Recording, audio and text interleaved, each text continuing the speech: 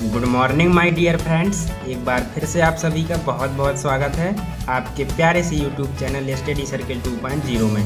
दोस्तों आज हम लोग देखेंगे समांतर चतुर्भुज का नियम। और दोस्तों ये आपकी एप्लाइड मैकेनिक्स का पार्ट 2 है। ठीक है दोस्तों, ये आपकी एप्लाइड मैकेनिक्स का दोस्तों पार्ट 2 है।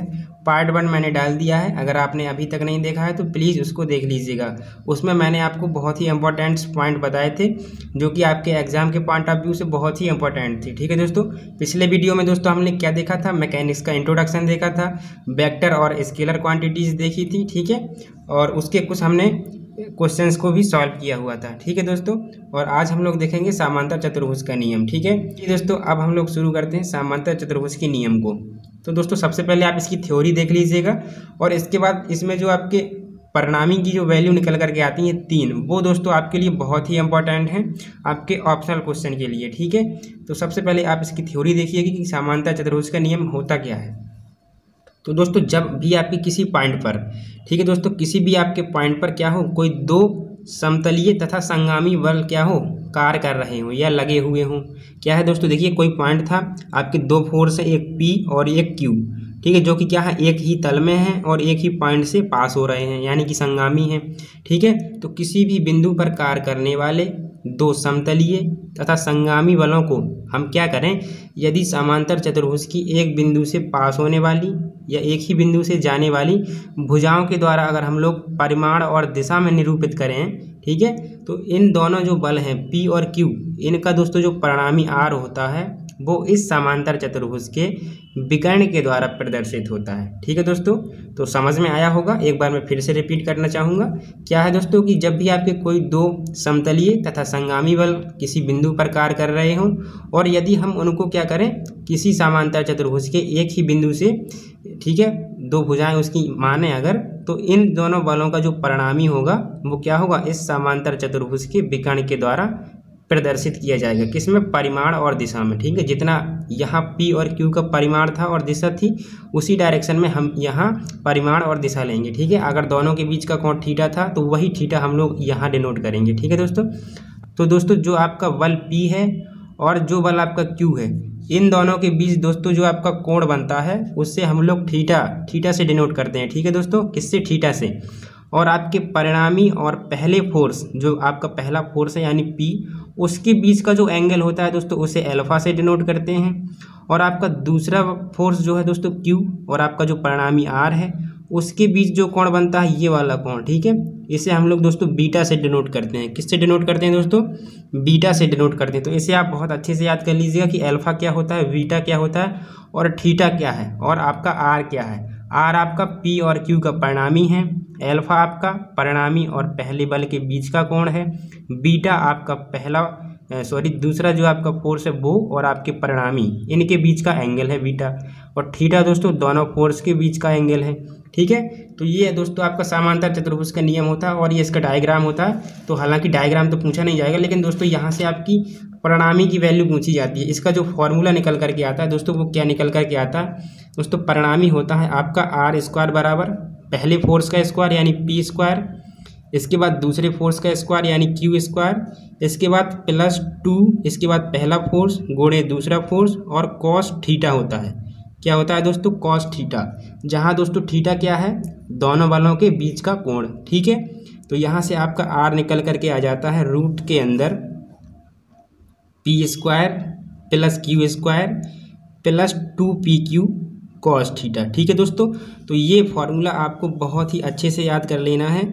ठीक है, कि समांतर चतुर्भुज जो होता है दोस्तों, आपका समांतर चतुर्भुज का जो नियम होता है उसमें परिणामी का सूत्र क्या होता है दोस्तों, किसका परिणामी यानी रिजल्टेंट का जो आपका फॉर्मूला होता है वो क्या होता है, आपसे एग्जाम में पूछा जा सकता है दोस्तों। अब इस परिणामी की 3 कंडीशन हो सकती हैं। वो कैसे, जब आपका दोस्तों थीटा क्या हो, 0 अंश हो।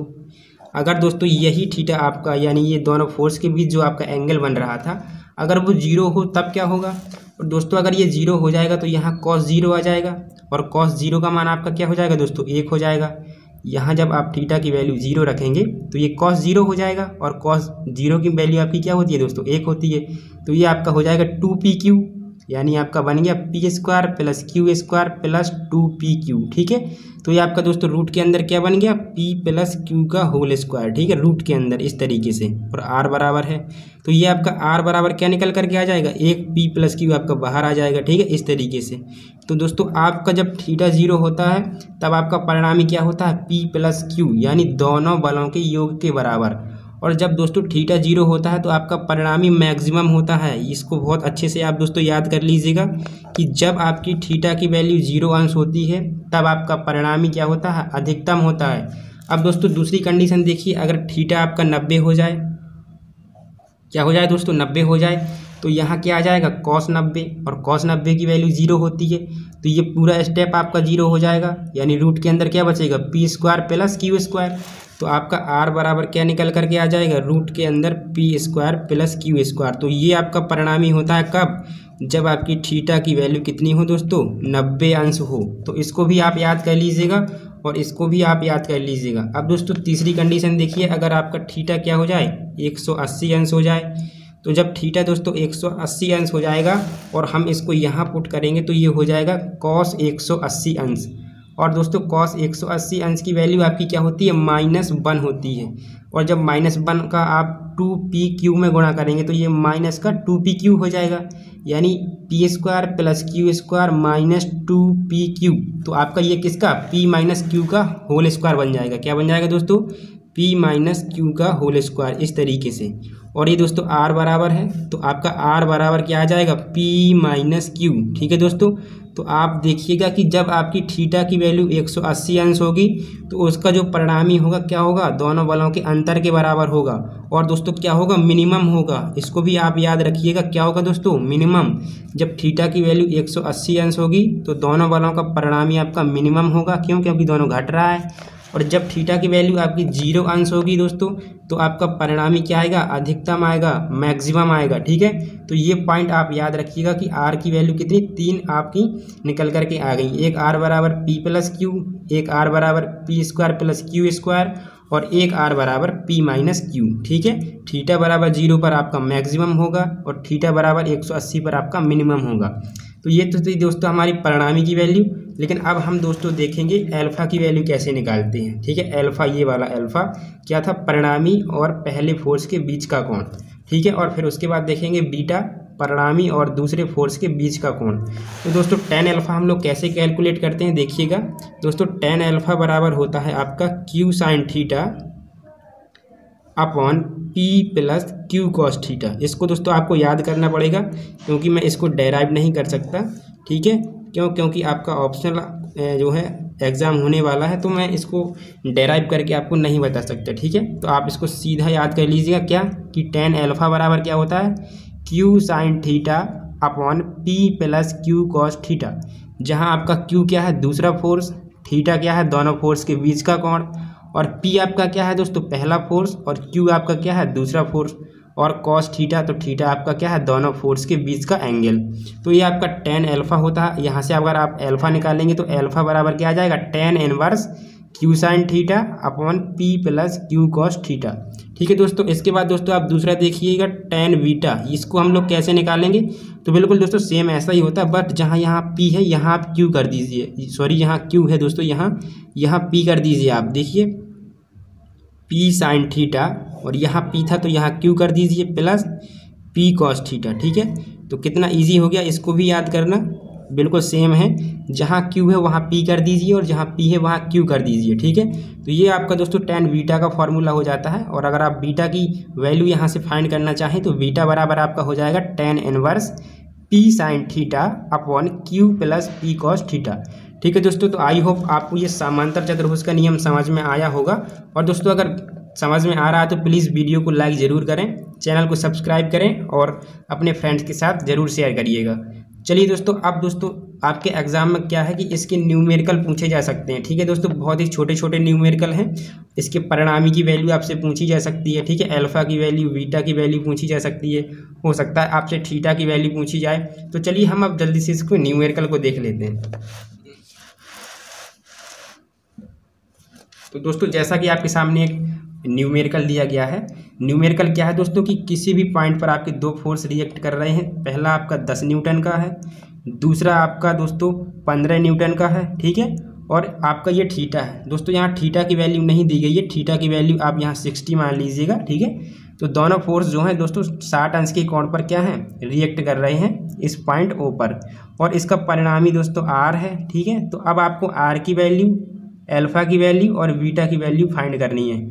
अब ये अल्फा क्या होता है, तो परिणामी और पहले फोर्स के बीच जो कोण बनता है उसे अल्फा कहते हैं, ठीक है। इसके बाद दोस्तों परिणामी और दूसरे फोर्स के बीच जो कोण बनता है उससे हम लोग क्या बोलते हैं, बीटा बोलते हैं, ठीक है। तो अब आप यहाँ से आर का फॉर्मूला यूज़ कर सकते हैं। तो आर का फॉर्मूला क्या होता है, रूट के अंदर P square plus Q square plus 2pq cos theta, ठीक है दोस्तों। अब p की वैल्यू आपकी 10 है तो ये 10 का स्क्वायर करेंगे तो आपका 100 हो जाएगा, प्लस q का स्क्वायर करेंगे तो ये 15 का 225 हो जाएगा, प्लस का 2, p की वैल्यू आपकी 10 है, q की वैल्यू आपकी 15 है दोस्तों, और आपका कॉस 60 हो जाएगा। क्या हो जाएगा दोस्तों, कॉस 60, और वो भी रूट के अंदर, ठीक है। इस तरीके से ये आपका r बराबर हो जाएगा। अब दोस्तों इनको ऐड करिएगा तो ये 325 हो जाएगा आपका, और प्लस कर दीजिएगा। इसके बाद दोस्तों ये कितना हो जाएगा, 10 दूना 20 गुणे 15, और कॉस 60 की वैल्यू दोस्तों आपकी कितनी होती है, 1/2। क्या होती है दोस्तों, 1/2। अब 2 से काट दीजिएगा तो ये 10 बार कट जाएगा, और 15 दाम 150, तो 150 और इसमें ऐड करना है 325 को, ठीक है दोस्तों। ये आपका आ गया r बराबर, ठीक है। और ये रूट के अंदर चल रहा है दोस्तों सारा का सारा, ठीक है। अब इनको आप ऐड कर दीजिएगा तो ये 300 और 100 400 हो जाएगा, 450 470 और 475 हो जाएगा। ये आपका आर की वैल्यू, वो भी रूट के अंदर, ठीक है। इतने न्यूटन आपकी आर की वैल्यू आ गई, ठीक है दोस्तों। इसका रिजल्टेंट क्या निकल करके आया, 475 न्यूटन, ठीक है। तो हमने क्या किया था, हमें दोनों फोर्स दिए हुए थे, बीच का एंगल दिया गया था, तो हमने सिंपली आर बराबर P square plus Q square plus 2pq cos theta root के अंदर, ये आपने फार्मूला यूज़ किया। इसका दोस्तों ये परिणामी का फार्मूला होता है, जो आपके दोनों फोर्स हैं उनके बीच का परिणामी, ठीक है। अब दोस्तों आपको निकालनी है अल्फा की वैल्यू। तो अल्फा बराबर आपका क्या होता है, tan इनवर्स आपने पढ़ा था, अभी मैंने बताया था जस्ट, क्या था, अल्फा बराबर मैंने बताया था tan इनवर्स, ठीक है।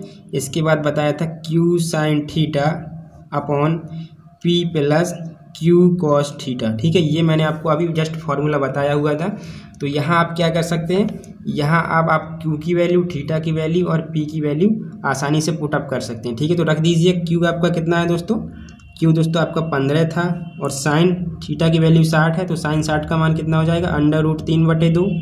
इसके बाद दोस्तों p की वैल्यू आपकी 10 है, तो 10 रख दीजिएगा, प्लस q की वैल्यू आपकी दोस्तों कितनी थी, 15 थी, तो 15 रख दीजिएगा, और cos 60, तो cos 60 की वैल्यू आपकी दोस्तों 1/2 होती है, ठीक है। अब आप क्या करेंगे, 15 का गुणा कर दीजिए √3/2 में, तो ये आ जाएगा 15 है √3 और बटे में दोस्तों 2 आ जाएगा। इसके बाद अपॉन देखिएगा, ये आपका है 10 प्लस 15/2, ठीक है, ये है। तो आप सबसे पहले क्या करेंगे, ये आपका स्टेप कैसे सॉल्व हो जाएगा, 10 प्लस 15/2, ठीक है। अब इसके बाद दोस्तों देखिएगा, आपका ये स्टेप ऐसे सॉल्व होगा, 10 प्लस 15/2। अब 2 का आप इसमें गुणा करेंगे तो 20, और 20 को आप 15 में ऐड करेंगे तो 35/2 निकल करके आ जाएगा, तो बटे में आ जाएगा दोस्तों 35/2। अब ये आपका 2 से 2 दोस्तों कट जाएगा। इसके बाद आपका क्या आ जाएगा, 15√3 और पूरे के होल बटे दोस्तों 35 आ जाएगा। 5 से काट दीजिएगा तो 5 तिया 15, 5 7 35, यानी कि 3√3/60। ये आपकी दोस्तों किसकी वैल्यू आ गई, अल्फा की वैल्यु आ गई, लेकिन इन्वर्स में, ठीक है दोस्तों। मैंने यहाँ tan इन्वर्स नहीं लिखा हुआ है, आप लिख लीजिएगा। तो अल्फा बराबर आ गया आपका tan इन्वर्स 3√3/7, ठीक है दोस्तों। क्या हो गया, अपॉन 7। तो ये आपकी अल्फा की वैल्यू आ गई। अब दोस्तों इसी तरीके से आप बीटा की वैल्यू भी कैलकुलेट कर सकते हैं। तो पहले आप एक बार खुद से देखिएगा, ठीक है, और अगर नहीं आ रहा तो प्लीज़ वीडियो को देख लीजिएगा। तो बीटा की वैल्यू आपकी क्या आ जाएगी, tan इन्वर्स, अब यहाँ आ जाता है p, यानी p sine theta upon q plus p cos theta, ठीक है दोस्तों। तो यहाँ सिंपली आप क्या करना है, वैल्यू ही पुट करनी है आपको। तो यहाँ आ जाएगा आपका tan इनवर्स, p की वैल्यू कितनी थी 10, और साइन थीटा, तो साइन 60 का मान दोस्तों कितना होता है, √3/2, और पूरे के होल बटे q की वैल्यू थी आपकी 15, और प्लस करना है पी की वैल्यू दोस्तों कितनी है 10 और गुणे cos 60 की वैल्यू आपकी 1/2 होती है। ठीक है, इस तरीके से। अब आप 2 से इसको काटेंगे तो ये 5 बार कटेगा, 2 से इसको काटेंगे तो 5 बार ये भी कटेगा। तो आपका हो गया दोस्तों tan इनवर्स, यहाँ 5√3 हो गया आपका। क्या हो गया दोस्तों 5√3 और अपॉन में कितना आ गया 15 ये था। ठीक है, और इसको 2 से काटा तो 5 बार, तो 15 और 5 20 हो जाएगा। ठीक है, इस तरीके से आपका बीटा निकल करके आ गया दोस्तों tan इनवर्स। अब 5 से काट दीजिएगा तो ये 4 बार कटेगा, यानी √3/4। ठीक है, ये आपकी बीटा की वैल्यू आ गई। ठीक है दोस्तों, तो 3 वैल्यू आपसे पूछी हुई थी इसमें। पहला आपका परिणामी निकालने का था, तो परिणामी आपने निकाल लिया 475 न्यूटन। इसके बाद आपको अल्फा की वैल्यू फाइंड करनी थी, तो अल्फा आ गया tan इनवर्स 3√3/7। और इसके बाद आपको बीटा की वैल्यू पूछी हुई थी, तो क्या आ गई tan इनवर्स √3/4। ठीक है दोस्तों, तो बहुत ही ईजी था। क्या था, सिंपली इसमें आपको 2 फोर्स दिए हुए थे, उनके बीच का एंगल दिया गया था और आपसे यहाँ 3 वैल्यू इस तरीके से पूछ ली गई थी। ठीक है, अब हो सकता था आपको यहाँ क्या करता, परिणामी की वैल्यू दे देता, ठीक है, अल्फा की वैल्यू दे देता, बीटा की वैल्यू दे देता, हो सकता है थीटा पूछ लेता। तो यानी आपसे जो आपकी ये 6 वैल्यू है, ठीक है, 6 3 ये और ये दोनों फोर्स और ये थीटा, तो 6 वैल्यू में से कोई भी आपकी एक अपसेंट कर सकता है। ठीक है दोस्तों, कोई भी एक अपसेंट कर सकता है, उसके बाद आप क्या कर सकते हैं, उसको आसानी से फाइंड भी कर सकते हैं। ठीक है, तो यही आप के लिए दोस्तों बहुत ही इंपॉर्टेंट है, इसको आप अच्छे से नोट कर लीजिएगा और इसको ज़रूर लगाइएगा। ठीक है, अब दोस्तों कुछ और भी आपके न्यूमेरिकल हैं, उनको भी देखिएगा। देखिए दोस्तों, जैसे दूसरा न्यूमेरिकल आपके सामने है, इसमें दोस्तों क्या है कि यहाँ एक फोर्स आपका P लगा हुआ है, दूसरा फोर्स भी आपका यहाँ P लगा हुआ है, उनके बीच का कोण 60 अंश है और परिणामी आपका R दिया गया है। ठीक है, तो इसमें आपको R की वैल्यू निकालनी है, तो सिंपली R बराबर आप क्या यूज़ करेंगे, P² + Q² प्लस इसको R² बराबर कर लीजिएगा 2PQ cos थीटा। अब P की वैल्यू आपकी क्या है, पहला फोर्स होता है तो P है, तो सिंपली P² हो जाएगा। Q की वैल्यू भी आपकी P है, तो ये भी P² हो जाएगा, प्लस 2P की वैल्यू P है। ठीक है, P क्या होता है, पहला फोर्स तो P है, Q आपका दूसरा फोर्स है वो भी P है, तो आपका ये P² हो जाएगा और इसके बाद cos 60 हो जाएगा, यानी 60 अंश। ठीक है दोस्तों, वो भी R² बराबर। अब ये आपका कितना हो गया 2P² प्लस यहाँ से आपका ये हो गया 2P² इंटू cos 60 की वैल्यू आपकी 1/2 होती है। अब 2 से 2 ये काट दीजिए तो ये 3P² हो गया। ठीक है दोस्तों, वो भी R² बराबर। अब यहाँ से अब जब R की वैल्यू निकालेंगे तो ये कितना हो जाएगा, रूट के अंदर 3P²। ठीक है दोस्तों, और ये निकल करके आ जाएगा √3 और एक P आपका बाहर निकल करके आ जाएगा इतना। तो ये दोस्तों आपकी R की वैल्यू निकल करके आ गई √3P। ठीक है, तो इस तरीके से आपके जो है दोस्तों क्वेश्चन एग्जाम में पूछे जाएंगे, तो इनको आप ज़रूर लगाइएगा और बहुत ही इजी क्वेश्चन है। अब दोस्तों इसमें देखिएगा कि परिणामी की वैल्यू भी P है, पहला फोर्स भी P है और दूसरा फोर्स भी आपका P है, और तब आपको थीटा की वैल्यू निकालनी है। तो सिंपली फिर से परिणामी लगाइए, तो परिणामी क्या होता है, R² बराबर P² plus Q² plus 2PQ cos theta. ठीक है दोस्तों, अब R आपका क्या है, P है, तो P² बराबर हो जाएगा P², यानी कि पहले फोर्स का स्क्वायर, तो पहला फोर्स आपका P है तो ये भी P² हो जाएगा, दूसरा फोर्स भी P है तो ये भी P² प्लस यहाँ पर 2P और Q की वैल्यू भी आपकी P है तो P² हो जाएगा और cos 60। ठीक है, इस तरीके से। अब दोस्तों देखिए आपका 2P² ये हो जाएगा और P² ये है, जब आप 2P² को इस साइड लाएंगे तो ये माइनस का हो जाएगा और उससे आप P² घटाएंगे तो आपका माइनस का P² बचेगा, और इक्वल में दोस्तों आपका क्या है 2P² cos थीटा। ठीक है, अब आप P² से P² काट दीजिएगा और जब यहाँ से cos थीटा की वैल्यू निकालेंगे तो कितनी निकल करके आएगी, -1/2। ये 2 आपका नीचे चला जाएगा तो माइनस का दोस्तों 1/2 हो गया। अब आपको निकालनी है थीटा की वैल्यू, तो थीटा की वैल्यू क्या आ जाएगी, cos इनवर्स और रूट के अंदर ब्रैकेट के अंदर माइनस का 1/2। ठीक है, तो यहाँ से आप इसको क्या लिख सकते हैं, cos इनवर्स माइनस, और ये दोस्तों 1/2 cos की किसकी 60 की वैल्यू होती है, यानी कि cos 60 की वैल्यू होती है, cos 60 की वैल्यू 1/2।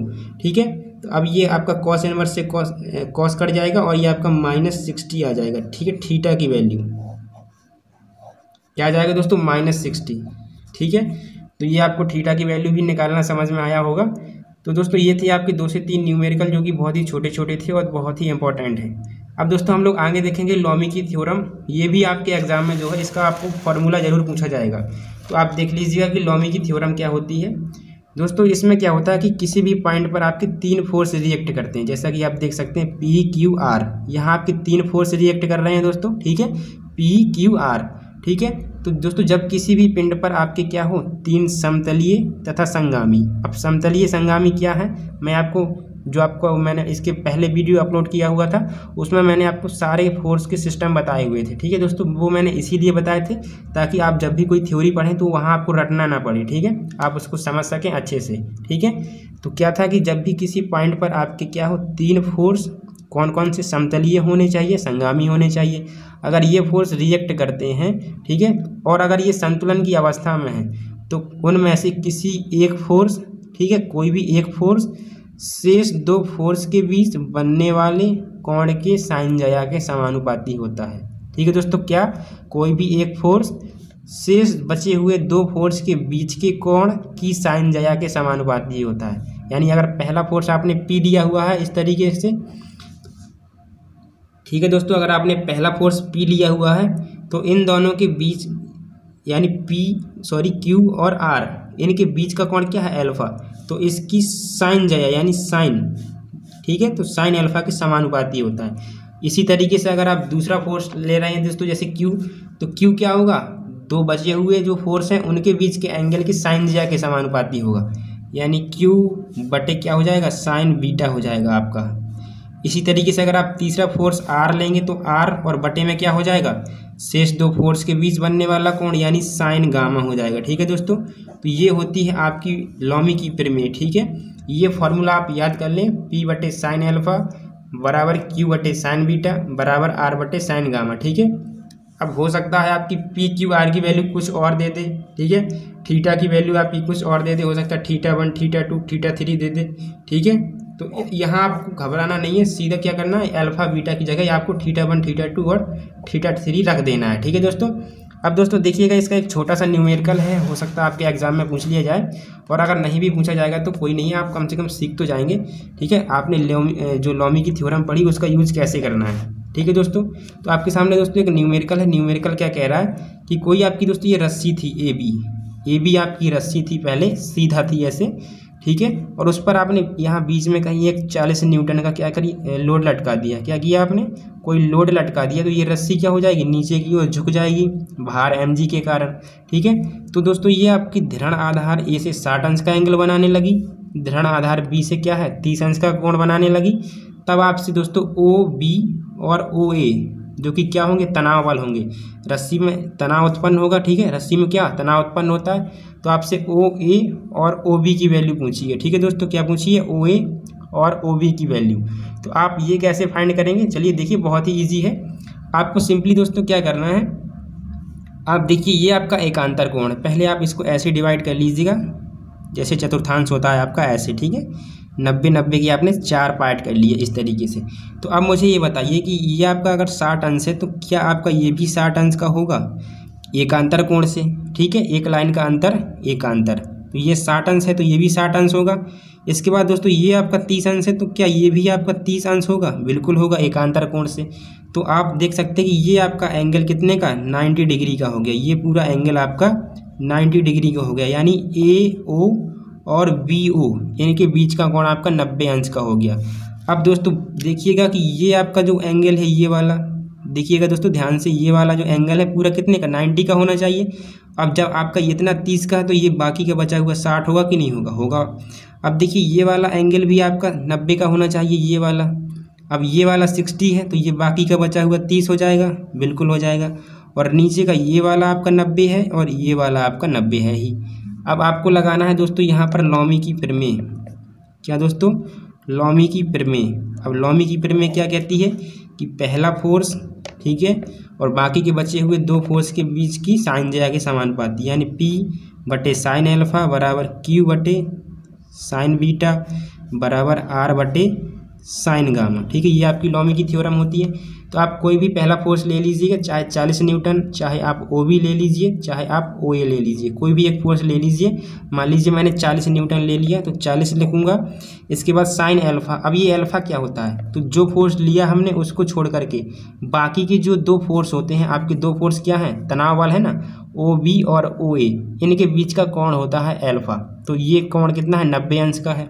तो यहाँ से आपका कितना साइन 90 अंश हो जाएगा। इसके बाद क्यू आप कोई दूसरा फोर्स ले लीजिए, मान लीजिए ओ बी ले रहे हैं, ठीक है, क्या ले रहे हैं, ओ बी। तो ओ बी लिख दीजिए क्योंकि ओ बी की वैल्यू तो आपको कैलकुलेट करनी है। अब ओ बी आपने कर दिया। अब ये बीटा क्या है, तो दोस्तों आपने फोर्स लिया था अभी ओ बी, तो ओ बी के बाद बचे हुए दो फोर्स हैं आपके, एक 40 न्यूटन और एक आपका ओ ए, इनके बीच का कोण। तो इनके बीच का कोण दोस्तों ये होगा 30 ये है और 90 आपका ये होगा, यानी 120 अंश।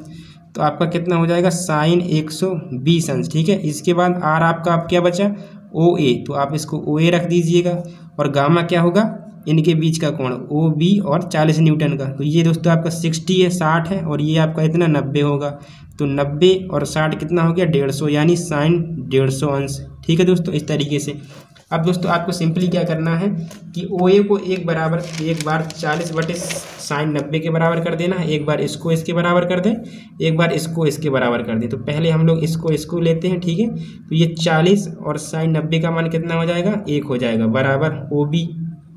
अब दोस्तों साइन 120 है तो इसको आप साइन 90 प्लस 30 के रूप में तोड़ सकते हैं, और sine 90 plus theta cos theta होता है, यानी कॉस 30 हो जाएगा। और कॉस 30 की वैल्यू आपकी कितनी होती है, √3/2, तो वो 40 के गुणा में चली जाएगी, यानी 40 गुणे √3/2, तो ये हो जाएगा 20√3, ठीक है। इतने न्यूटन आपका ओ बी की वैल्यू हो जाएगी। किसकी दोस्तों, ओ बी की वैल्यू, ठीक है। अब एक बार आप ओ ए को इसके बराबर करेंगे, ओ ए को 40 बटे साइन 90 के, तो 40 बटे साइन 90 बराबर में आपका ओ ए, और साइन 150 को आप कैसे तोड़ सकते हैं, साइन 90 प्लस 60, क्या हो जाएगा दोस्तों, साइन 90 प्लस 60। तो अब sine 90 plus theta cos theta होता है, यानी कॉस 60 हो जाएगा। ये तो आपका 40 ही रहेगा क्योंकि साइन 90 का मान 1 होता है। इसके बाद ओ ए, अब दोस्तों साइन 90 प्लस 60 आपका क्या हो जाएगा, कॉस 60, और कॉस 60 की वैल्यू आपकी कितनी होती है दोस्तों, ठीक है। यहाँ से आपकी कॉस 60 की वैल्यू हो जाएगी दोस्तों 1/2, इस तरीके से। कितनी दोस्तों, 1/2 हो जाएगी। यहाँ से कॉस 60 की वैल्यू आपकी, तो अब आपका 2 यहाँ चला जाएगा, 40 गुणे 1/2 बराबर ओ ए हो जाएगा, ठीक है। तो अब 2 से इसको काटेंगे तो ये 20 न्यूटन आ जाएगा। क्या आ जाएगा दोस्तों, 20 न्यूटन आपकी ओ ए की वैल्यू आ गई, ठीक है दोस्तों। तो बहुत ही इजी था, आपको इस तरीके से डिवाइड करना है। केवल आपको एंगल यहाँ फाइंड करने थे। एकांतर कोण से आपने ये एंगल निकाला, ये भी निकाला, और उसके बाद क्रम से फोर्स लेते गए, और बाकी के बचे हुए फोर्स थे उनके आप एंगल लेते गए, ठीक है, साइन के साथ में। तो ये आपकी लॉमी की थ्योरम होती है दोस्तों। चलिए अब हम आगे भी देखते हैं, आगे और भी कुछ टॉपिक बचे हुए हैं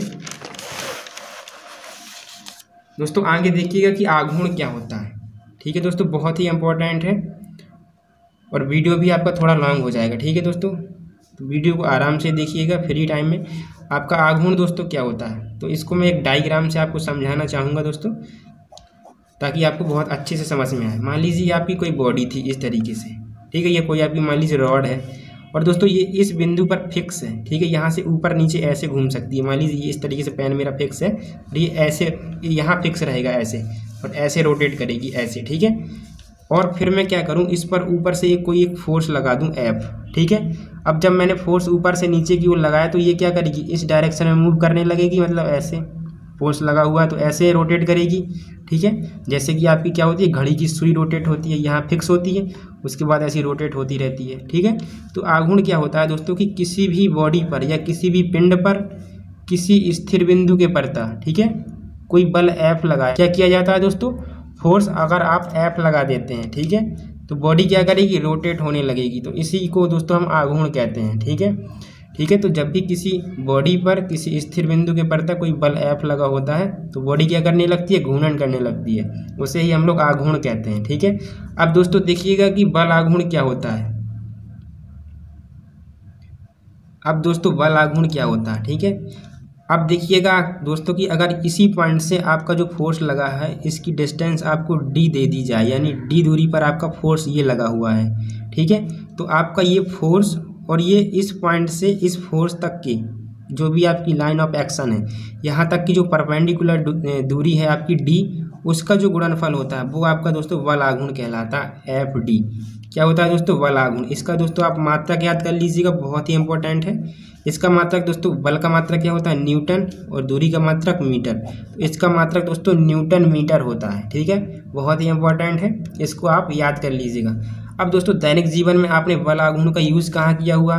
तो जैसे दोस्तों आपने कभी भी अपने, जब आप रूम में एंट्री करते हैं तो आप क्या करते हैं? गेट को खोलते हैं अथवा बंद करते हैं। तो आपका गेट कुछ इस तरीके से होता है, ठीक है, और यहाँ आपका क्या होता है? फ्रेम लगा हुआ होता है, ठीक है। क्या लगा हुआ होता है? फ्रेम। यहाँ पर आपके कब्जा लगे हुए होते हैं, ठीक है, जिस पर क्या होता है? गेट रोटेट करता है इस एक्सिस पर। और यहाँ आपका हैंडल लगा हुआ होता है, जहाँ से क्या करते हैं? आप गेट को इस तरीके से फोर्स लगाते हैं और क्या करते हैं? गेट को खोल लेते हैं। तो दोस्तों आप देखिएगा कि ये आपकी घूर्णन अक्ष हो गई और ये आपने फोर्स अप्लाई किया यहाँ से यहाँ तक। और अगर ये डिस्टेंस आपकी L है अथवा D है, तो यहाँ से एक आपका पॉइंट निकल करके आता है। वो क्या है कि आपका जो ये फोर्स है वो इस घूर्णन अक्ष से दोस्तों जितनी अधिक दूरी पर होगा, क्या होगा? इस फोर्स का मान उतना ही कम होगा। तभी दोस्तों आपने ये हैंडल देखा होगा, गेट पर क्या होता है? बिल्कुल किनारे पर लगाया जाता है। अगर इसी को मिडल पर लगा दिया जाए तो हमें क्या करना पड़ेगा? गेट को खोलते समय बहुत अधिक फोर्स लगाना पड़ेगा, ठीक है। तो आप यहाँ से इस पॉइंट को क्या समझे कि जो भी आपका फोर्स है, अगर वो घूर्णन अक्ष से या घूर्णन बिंदु से क्या है? अधिक दूरी पर है, तो आपका फोर्स का मान कम होगा। और यही दूरी अगर आपकी कम है, ठीक है, यानी फोर्स आपका यहाँ लग रहा होता मिडिल में कहीं यहाँ, तो आपकी क्या होती? ये फोर्स की जो वैल्यू है दोस्तों क्या हो जाती? बढ़ जाती। आपको अधिक फोर्स लगाना पड़ता। तो ये आप 2 पॉइंट याद रखेंगे, बहुत ही इंपॉर्टेंट है, ठीक है दोस्तों। अब दोस्तों देखिएगा मूवमेंट के प्रकार, यानी आघूर्ण के प्रकार। अब दोस्तों देखिएगा जो मूवमेंट होता है दोस्तों 2 टाइप का होता है, एक क्लॉकवाइज और दूसरा एंटी क्लॉकवाइज। ये कैसे? तो मैंने अभी बताया था, कोई आपकी ऐसे बॉडी है और इस पॉइंट पर ये फिक्स है। अब अगर आप ऊपर से इसमें कोई फोर्स अप्लाई कर देते हैं, ठीक है, और ये यहाँ से L दूरी पर है, ठीक है, तो अब यहाँ ये फिक्स है और जब यहाँ से कोई फोर्स लगेगा तो ये दोस्तों आपका क्या है? इस तरीके से क्या करेगा? रोटेट करने लगेगा, यानी कि क्लॉकवाइज, यानी कि घड़ी की सुई की दिशा में, ठीक है। तो जब इस तरीके से किसी बॉडी पर फोर्स लगे कि क्या करे? वो क्लॉकवाइज डायरेक्शन में घूमने लगे, तो उससे हम लोग क्या करेंगे दोस्तों? क्लॉकवाइज मूवमेंट कहेंगे। और यही दोस्तों अगर आपका ये बॉडी आपकी यहाँ फिक्स होती और आपका फोर्स दोस्तों इस डायरेक्शन में लगा होता, इस तरीके से यहाँ से फोर्स लग रहा होता, तो ये बॉडी आपकी क्या करती है दोस्तों?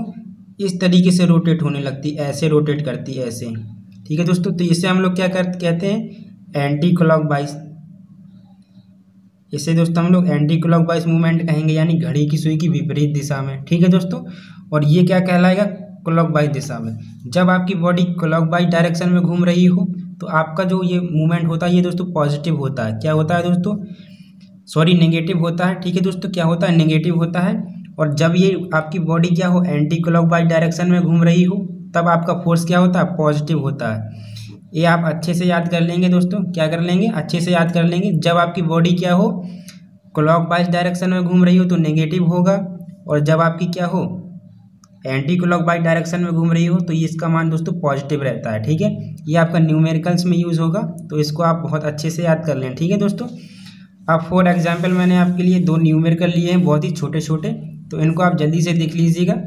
अब दोस्तों क्या है कि कोई भी आपकी बॉडी थी, ठीक है, जो O बिंदु पर आपकी फिक्स है, ठीक है, यहाँ से ये घूम रही है, घूर्णन बिंदु है, और यहाँ से 5 मीटर की दूरी पर आपने 50 न्यूटन का फोर्स लगा दिया, तो आपसे आघूर्ण पूछ रहा है। तो आघूर्ण आप कैसे निकालेंगे? बल और गुणे इस फोर्स की क्रिया रेखा से इस घूर्णन बिंदु के बीच की लंबवत दूरी, जो कि 5 मीटर है, ठीक है। इसे पहले आप D लिख लीजिएगा, ठीक है। तो ये FD हो जाएगा। F की वैल्यू आपकी 50 न्यूटन है और D की वैल्यू आपकी 5 मीटर है, ठीक है। तो ये कितना हो जाएगा? 250 न्यूटन इंटू मीटर, ठीक है दोस्तों। क्या हो जाएगा? 250 न्यूटन इंटू मीटर। और इसकी घूर्णन दिशा अगर आपसे पूछी जाए तो क्या होगी दोस्तों? अब बताइए, यहाँ ये फिक्स है, यहाँ से फोर्स लगा रहा है, यानी ये इस डायरेक्शन में घूमेगा, घड़ी की सुई की दिशा में, यानी क्लॉकवाइज डायरेक्शन में, ठीक है दोस्तों। इसी तरीके से आपका दूसरा भी दिया गया है, इसमें फोर्स आपको क्या है? लेफ्ट से लग रहा है, यहाँ राइट हैंड साइड से लग रहा था, तो आपको फॉर्मूला वही सेम यूज़ करना है, FD। F की वैल्यू दोस्तों आपकी 100 न्यूटन है और आपकी जो डिस्टेंस है वो दोस्तों 20 मीटर दी गई है, तो ये आपका कितना हो जाएगा? 2 और आपका 3 0 यानी 2000 हो जाएगा। और क्या? न्यूटन इंटू मीटर, ये आपकी मूवमेंट की वैल्यू हो गई। बस आपकी डायरेक्शन यहाँ पे चेंज हो जाएगी। जो बॉडी रोटेट करेगी वो आपकी क्या करेगी दोस्तों, एंटी क्लॉकवाइज डायरेक्शन में रोटेट करेगी, यानी ऐसे रोटेट करेगी। और यहाँ आपकी दोस्तों ऐसे रोटेट कर रही थी, ऐसे। ठीक है दोस्तों, तो ये दो छोटे छोटे न्यूमेरिकल्स थे। आई होप आपको अच्छे से समझ में आया होगा।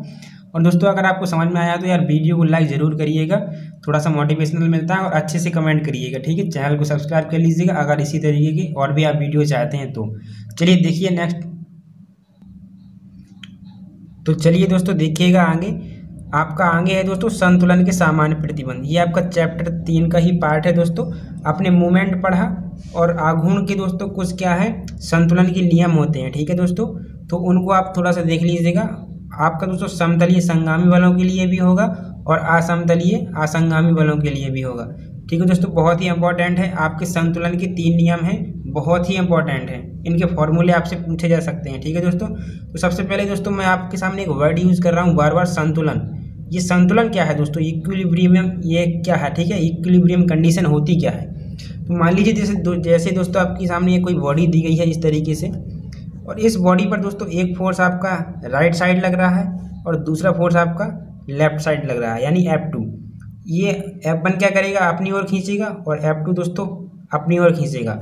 अगर दोस्तों F1 और F2 की वैल्यू आपकी बराबर हो जाए दोस्तों, तो क्या होगा कि इसका जो परिणामी है वो क्या रहेगा, आपका 0 रहेगा। यानी ये बॉडी अपनी जगह ही स्टेबल रहेगी, यहाँ से मूव नहीं करेगी। क्यों? क्योंकि इसका परिणामी का मान क्या हो गया, 0 हो गया। तो यही है दोस्तों बॉडी की इक्विलिब्रियम कंडीशन, यानी ये संतुलन में है, ठीक है दोस्तों। क्या है, संतुलन में है। आप थ्योरी भी पढ़ सकते हैं, जब किसी पिंड पर कार्य करने वाले सभी बलों के परिणामी का मान क्या हो, 0 हो, तब हम कह सकते हैं कि बॉडी क्या है, आपकी इक्विलिब्रियम में है। तो वही मैंने अभी आपको बताया कि आपका एक ये फोर्स लग रहा था, एक ये फोर्स लग रहा था, इन दोनों का परिणामी क्या हो गया, 0 हो गया। तो ये बॉडी क्या होगी दोस्तों, इक्विलिब्रियम में हो गई। हो सकता है दोस्तों आपका इस तरीके से फिगर भी एग्जाम में पूछ लिया जाए। तो जैसा आप देख सकते हैं कि इक्विलिब्रियम कंडीशन में बलों के मान बराबर, तो दोनों मान बराबर थे बलों के, दोनों की दिशा विपरीत, दोनों की दोस्तों दिशा भी विपरीत थी, देखिएगा, ठीक है। तथा एक ही रेखा पर कार्य करने चाहिए। तो देखिए ये दोस्तों एक ही रेखा पर कार्य कर रहे थे, ये इनकी लाइन ऑफ एक्शन एक ही थी, बस इनकी क्या थी, डायरेक्शन अपोजिट थी। देखिए लाइन ऑफ एक्शन एक ही क्रिया रेखा पर ये कार्य कर रहे थे, ठीक है। तो ये आप संतुलन समझे। अब आप देखिएगा दोस्तों जो है समतलीय संगामी बलों के प्रभाव में संतुलन के सामान्य प्रतिबंध। तो 3 प्रतिबंध हैं, वो क्या क्या हैं देखिए। सबसे पहले आप दोस्तों ये फिगर समझ लीजिएगा, ठीक है।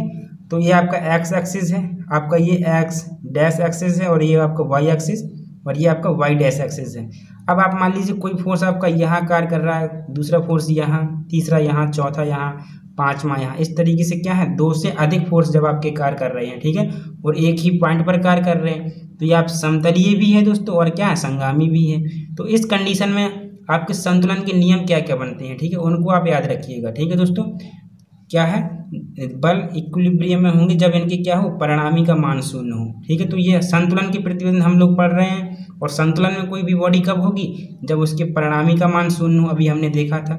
तो अब आर की वैल्यू 0 कब हो सकती है, तो जब दोस्तों इस तरीके से दोस्तों आपका समतलीय संगामी बल इस तरीके से रिएक्ट करते हैं, तो इनका परिणामी क्या होता है, रूट के अंदर सम ऑफ एफ एक्स, यानी एक्स अक्ष पर कार्य करने वाले सभी बलों का योग, और सम ऑफ एफ वाई, यानी समीशन एफ वाई।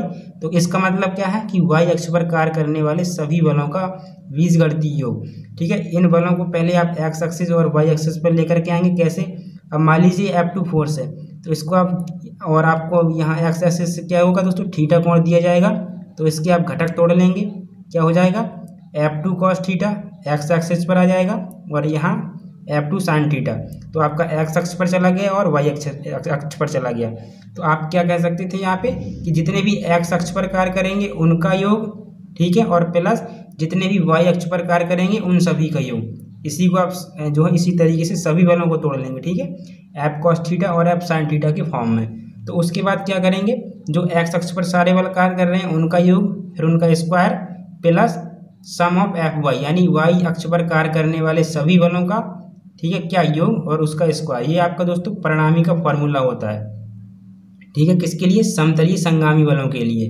तो अब बताइए कि अब आपको आर की वैल्यू 0 करनी है। क्या करनी है दोस्तों, आर की वैल्यू 0 करनी है। और आर की वैल्यू आपकी 0 कब हो सकती है, जब आपका सिग्मा एफ एक्स 0 हो जाए।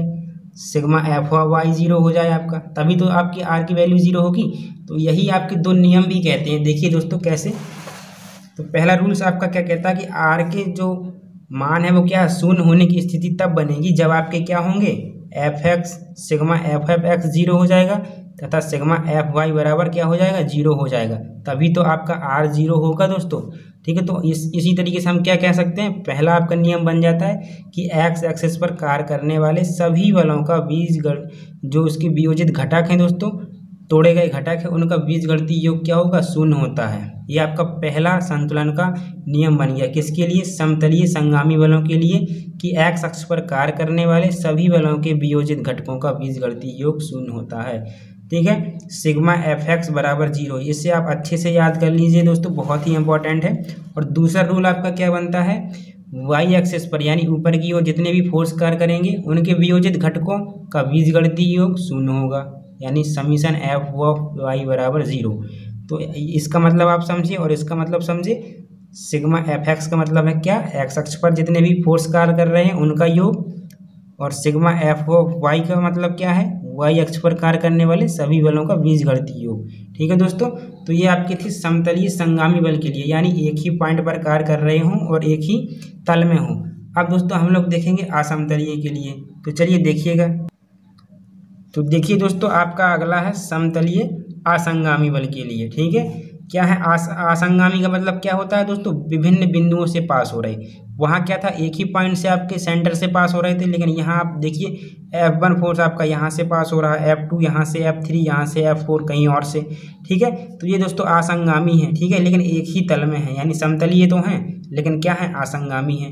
तो आपके दो जो रूल्स होते हैं दोस्तों संतुलन के, यानी दो सामान्य जो प्रतिबंध होते हैं वो तो सेम होते हैं, लेकिन जब आपके फोर्स क्या हो दोस्तों, असंगामी हो, तब आपका मूवमेंट भी कार्य करता है। क्या करता है, मूवमेंट।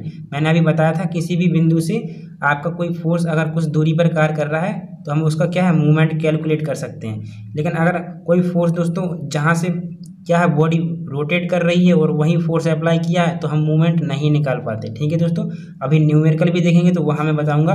ठीक है, जैसे कि आप देख सकते हैं कि सिग्मा एफ एक्स बराबर जीरो है, सिग्मा एफ ऑफ वाई बराबर जीरो है, और सिग्मा एम बराबर जीरो है। ठीक है दोस्तों, अब ये सिग्मा एम समझ लीजिएगा, सिग्मा एफ एक्स और सिग्मा एफ वाई तो अभी पीछे आप समझ करके आए हैं, क्या था कि एक्स अक्ष पर कार्य करने वाले सभी बलों के वियोजित घटकों का बीजगणितीय योग शून्य होता है। और सिग्मा एफ वाई का मतलब क्या था, वाई अक्ष पर कार्य करने वाले सभी बलों के वियोजित घटकों का बीजगणितीय योग शून्य होता है। और सिग्मा एम बराबर दोस्तों क्या है, देखिए जैसा यहाँ नोट भी है, आप एक बार और इसको अच्छे से पढ़ लीजिएगा, सिग्मा एफ एक्स और सिग्मा वाई का। ठीक है, और अब दोस्तों आप देखिएगा सिग्मा एम का क्या मतलब है। तो सिग्मा एम दोस्तों क्या कहता है कि जो भी आपका ये बल निकाय था, जैसा कि आप देखिए फिगर में, ठीक है, इस बल निकाय में दोस्तों किसी भी बिंदु के परता, ठीक है, कोई भी बिंदु आप एक ले लीजिएगा और उसके परता सभी बलों के आघूर्णों का योग शून्य होता है। अगर आपने पॉइंट ये लिया तो इस पॉइंट के परता F1 का आघूर्ण, इस पॉइंट के परता F2 का आघूर्ण और इस पॉइंट के परता F3 का आघूर्ण क्या होगा, शून्य होगा। सभी का योग क्या होगा, शून्य होगा। तो एक बार इसको आप देख लीजिएगा, क्या कह रहा है कि बल निकाय के सभी बलों का उसके तल में स्थित किसी बिंदु के परता आघूर्ण का बीजगणितीय योग शून्य होता है। तो सिग्मा एम बराबर जीरो। ठीक है, अब आघूर्ण हम कैसे निकालते हैं वो भी मैं अभी आपको बताऊंगा। ठीक है दोस्तों, तो ये था दोस्तों आपका समतलीय असंगामी बल के लिए, और पीछे हमने पढ़ा था क्या, समतलीय संगामी बल के लिए। तो समतलीय संगामी बल में केवल दो होते हैं, सिग्मा एफ एक्स बराबर जीरो और सिग्मा एफ वाई बराबर जीरो। और असंगामी में दोस्तों आपका सिग्मा एम बराबर जीरो भी हो जाता है। तो आपसे ऑप्शनल क्वेश्चन जो पूछा जाएगा वो कैसा पूछा जाएगा कि जो संतुलन के सामान्य प्रतिबंध होते हैं वो कौन कौन से होते हैं, या कह सकता है कि कोई भी पिंड संतुलन की अवस्था में कब होगा, जब सिग्मा एफ एक्स बराबर जीरो, सिग्मा एफ वाई बराबर जीरो, सिग्मा एम बराबर जीरो। तो आपको इसी ऑप्शन को टिक कर देना है। ठीक है दोस्तों, तो देखिए अब आगे देखते हैं दोस्तों। तो चलिए दोस्तों, मैंने आपके सामने एक एग्जाम्पल लिया हुआ है जो कि आपके संतुलन के सामान्य प्रतिबंध से ही रिलेटेड है और बहुत ही इंपॉर्टेंट है आपके एग्जाम के पॉइंट ऑफ व्यू से। तो चलिए दोस्तों, आप देख सकते हैं जैसा कि आपकी एक स्ट्रक्चर बनी हुई है, यहाँ से आपका एक फोर्स लग रहा है आर ए, और उसके बाद 2 मीटर की दूरी पर एक फोर्स ऊपर से नीचे की ओर लग रहा है 10 न्यूटन का। ठीक है दोस्तों, 10 न्यूटन का। उसके बाद 2 मीटर की दूरी पर आपका एक 5 न्यूटन का फोर्स फिर से नीचे की ओर लग रहा है। इसके बाद 2 मीटर की दूरी पर एक आपका फिर से रिएक्शन कार्य कर रहा है आर बी। तो आपको आर ए और आर बी की वैल्यू फाइंड करनी है। ठीक है दोस्तों, जब इस तरीके का क्वेश्चन दिया गया हो तो आप संतुलन के सामान्य प्रतिबंध यूज करेंगे। अब संतुलन के सामान्य प्रतिबंध दोस्तों आपने कौन कौन से पढ़े हुए हैं? एक आपने पढ़ा हुआ सिग्मा एफ एक्स बराबर 0, दूसरा आपने पढ़ा हुआ सिग्मा एफ एफ वाई बराबर 0 और तीसरा पढ़ा हुआ सिग्मा एम बराबर 0। यानी एक्स अक्ष पर जितना फोर्स कार्य करेगा उसका हम लोग योग करके उसको 0 के बराबर कर देंगे और वाई अक्ष पर जितने फोर्स कार्य करेंगे उसको जोड़ करके 0 के बराबर कर देंगे। और इस निकाय में किसी भी बिंदु के प्रति आघूर्ण निकालेंगे सभी बलों का और उनका योग 0 के बराबर कर देंगे। ठीक है दोस्तों, तो सबसे पहले आप यहाँ थोड़ा चिन्ह कैसे लेते हैं उनको आप थोड़ा याद कर लीजिएगा दोस्तों। चिन्ह हम लोग यहाँ लेंगे मूवमेंट के लिए, तो कैसे लेंगे? तो दोस्तों आप एक ट्रिक याद रखिएगा कि जो भी फोर्स आपके ऊपर की ओर कार्य करें यानी धनात्मक दिशा की ओर, क्योंकि ऊपर क्या होता है आपकी एक्स की पॉजिटिव डायरेक्शन होती है, तो आप जो भी फोर्स ऊपर की ओर कार्य करेंगे उन्हें आप धनात्मक लेंगे और जो भी फोर्स आपके नीचे की ओर कार्य करेंगे उन्हें आप लोग क्या करेंगे? ऋणात्मक लेंगे। ठीक है दोस्तों, तो आप सबसे पहले आपका संतुलन का जो नियम है उसको लगाइए। क्या है दोस्तों? सिग्मा एफ एक्स बराबर 0। तो जो भी आपके एक्स अक्ष पर फोर्स कार्य कर रहे हो उनको आप 0 के बराबर करिए। तो कोई भी फोर्स दोस्तों एक्स अक्ष पर नहीं कार्य कर रहा है। ये देखिए आर बी ऊपर की ओर वाई अक्ष की धनात्मक दिशा पर है। 5 न्यूटन का दोस्तों क्या है? वाई अक्ष की ऋणात्मक दिशा पर नीचे की ओर है, ये भी ऋणात्मक दिशा नीचे की ओर है। आर ए भी आपका ऊपर की ओर है, यानी आपका ये कंडीशन यहाँ नहीं लगेगी। ठीक है दोस्तों, तो आप इस तरीके से समझ सकते हैं।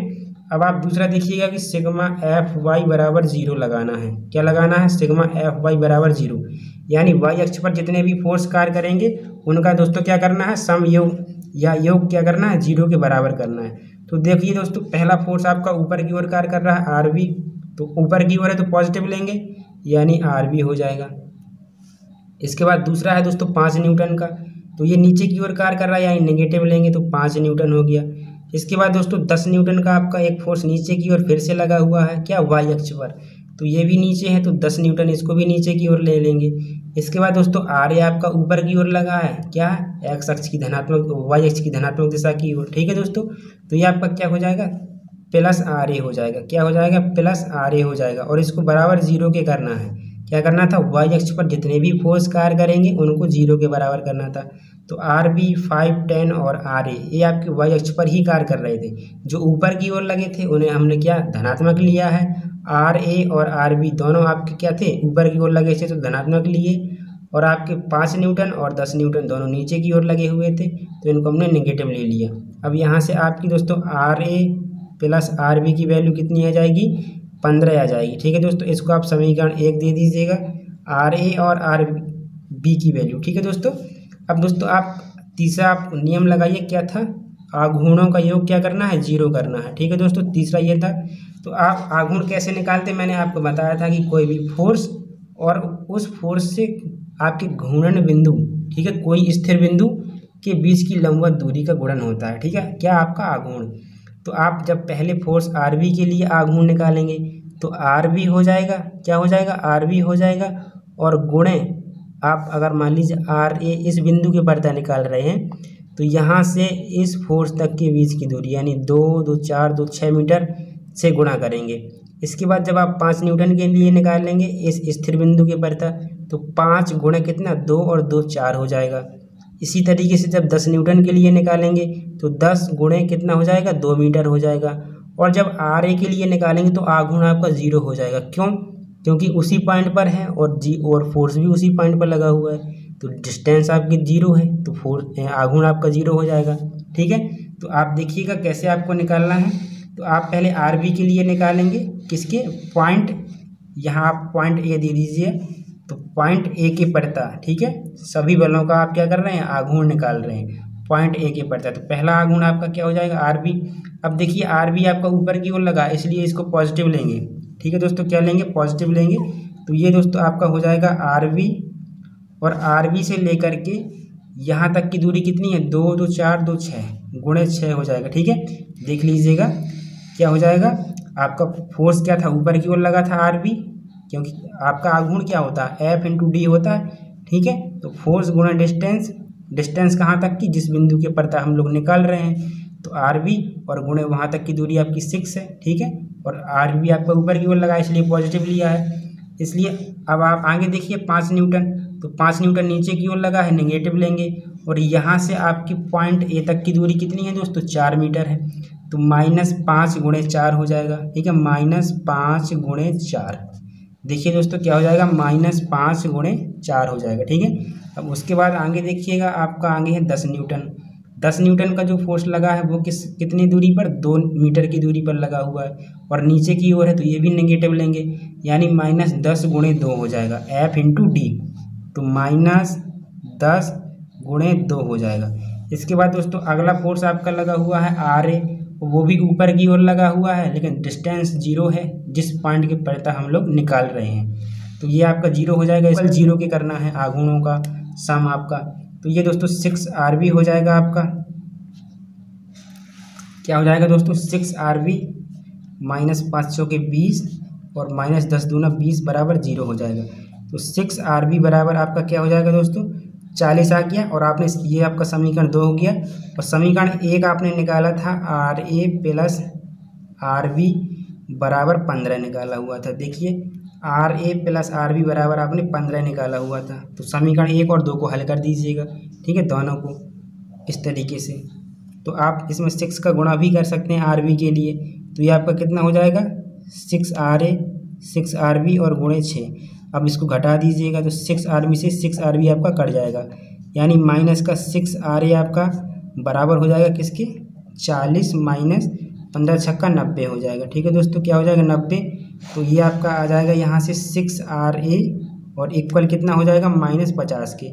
ठीक है, अब माइनस से माइनस काट दीजिएगा, RA बराबर हो जाएगा 50/6। ठीक है दोस्तों, ये आपकी RA की वैल्यू आ गई। अब RB की वैल्यू निकालनी है, तो आप इक्वेशन में किसी में भी रख दीजिए, फर्स्ट अथवा सेकंड में। ठीक है दोस्तों, तो आपको किस में रखना पड़ेगा, फर्स्ट में रखना पड़ेगा, क्योंकि RA + RB बराबर आपका 15 था, तो यहाँ से RA + RB बराबर आपका 15 था। वैल्यू आपको RB की निकालनी है, तो 15 - 50/60 कर दीजिएगा। ठीक है, तो 15 छक्का 90 हो जाएगा, -50 और बटे 60 हो जाएगा, यानी आपका 40/60 हो जाएगा, यानी 4/6 दोस्तों। ठीक है दोस्तों, कितना आ जाएगा आपका, 4/6। ये दोस्तों आपकी कितनी हो गई, RB की वैल्यू हो गई। ठीक है दोस्तों, तो आई होप ये आपको समझ में आया होगा, बहुत ही ईजी था। ठीक है दोस्तों, ये आपकी क्या होगी, RB की वैल्यू निकल के आ गई।